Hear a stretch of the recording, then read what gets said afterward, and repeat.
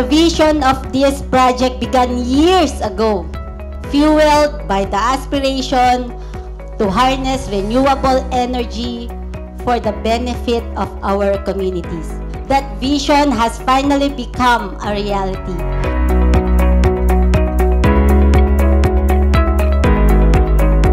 And we celebrate a significant milestone, one that represents progress, sustainability, and brighter future for the province of Isabela.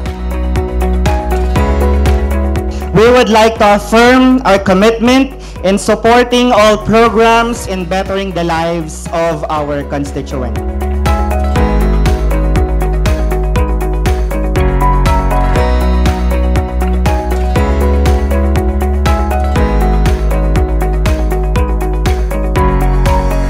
So with all those benefits that we're harnessing for this project, no matter what the size is, that now that we depend on electricity, we can do it in a friendly way. Ito ang kauna-unahang proyekto po namin dito sa inyong rehiyon na ipagmamalaki po natin isang pinakamalaking solar plant sa Region 2 ngayon.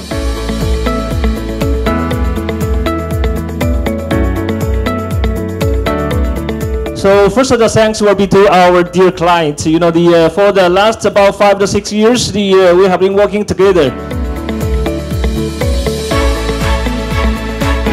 Your efforts in making this possible show that we are advancing to a renewable energy secure future.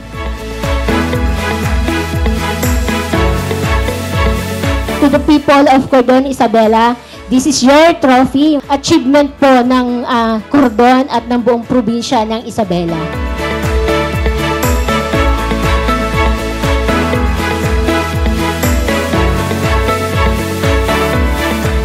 This project serves as a proactive step toward reducing our carbon footprint.